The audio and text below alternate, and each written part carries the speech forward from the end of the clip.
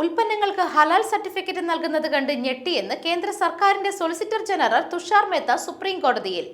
ഹലാൽ ഉൽപ്പന്നങ്ങൾ നിരോധിച്ച ഉത്തർപ്രദേശിലെ BJP സർക്കാരിന്റെ നടപടിക്കെതിരെ ജംഇയ്യത്തുൽ ഉലമാ ഹിന്ദ് സമർപ്പിച്ച ഹർജി പരിഗണിക്കുമ്പോഴാണ് ST അമ്പരപ്പ് പ്രകടിപ്പിച്ചത്.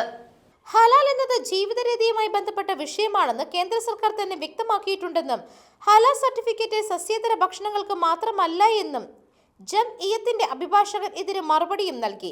സിമന്റിന് പോലും ഹലാൽ സർട്ടിഫിക്കറ്റ് നൽകിയതുകൊണ്ട് ഞായറാഴ്ച താൻ ഞെട്ടിയെന്നും ഇത് കണ്ടാൽ സുപ്രീം കോടതിയും ഞെട്ടുമെന്നും മേത്ത പറഞ്ഞു. ഇരുമ്പ് കമ്പികൾക്കും വെള്ളക്കുപ്പികൾക്കും ആട്ടയ്ക്കും കടലപ്പൊടിക്കും ഹലാൽ സർട്ടിഫിക്കറ്റ് വേണമെന്നായിരിക്കുന്നു.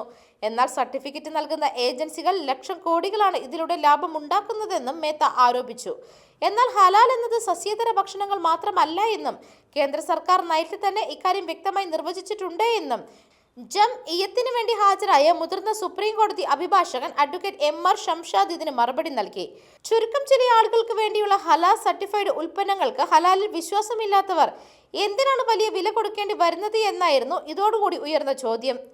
ഹലാൽ ഉൽപ്പന്നങ്ങളുടെ ഉൽപാദനവും വിൽപ്പനവും ശേഖരണ വിതരണവും നിരോധിച്ചുകൊണ്ട് കഴിഞ്ഞ ദിവസം 18-നാണ് ഉത്തർപ്രദേശ് സർക്കാർ ഉത്തരവ് പുറപ്പെടുവിച്ചത്. BJP യുവജന വിഭാഗമായ യുവമോർച്ച നേതാവിന്റെ പരാതിയെ തുടർന്നായിരുന്നു നടപടി. ഇതിനെതിരെ ജംഇയ്യത്ത് മഹാരാഷ്ട്ര ഘടകവും ഹലാൽ ഇന്ത്യ പ്രൈവറ്റ് ലിമിറ്റഡും സമർപ്പിച്ച ഹർജിയിൽ സുപ്രീം കോടതി UP സർക്കാരിന് നോട്ടീസ് അയച്ചിരുന്നു. News desk മെഗ്നവിഷൻ.